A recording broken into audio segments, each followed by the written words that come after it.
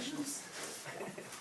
Good evening. I'd like to start by defining creative learning first of all. So the Creative Partnerships in 2005 define it as learning that develops our capacity to be creative.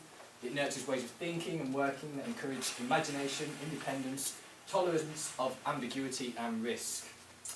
In essence, I like to rephrase this as thinking outside of the box, and I'm going to demonstrate it through the use of the buzzboard. Now there'll be a few A3 things coming around shortly for you. Okay, to begin with, let's have a look at this headline from earlier in the year. English is a second language to 1 in 13, and more than 100 dialects are spoken by large numbers of people in the UK. Like your typical open-ended question in the classroom, I'm going to ask you guys quickly, what are the effects of this? Now, I don't want you to answer.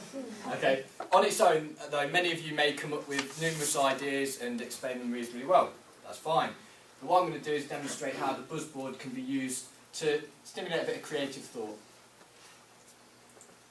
So, my first picture, if you've got the buzzboard, you'll see this on there. So this is an easy one. The first image obviously shows people from different ethnicities, genders, cultures, all around the world.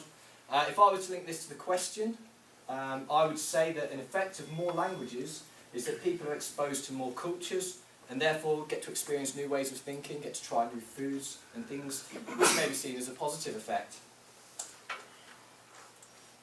The second picture I've linked to is a picture of a riot.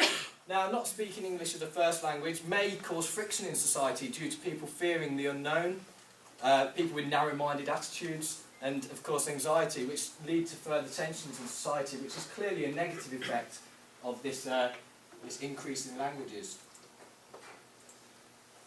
Quite an obscure one now. So the final picture is an advertising board.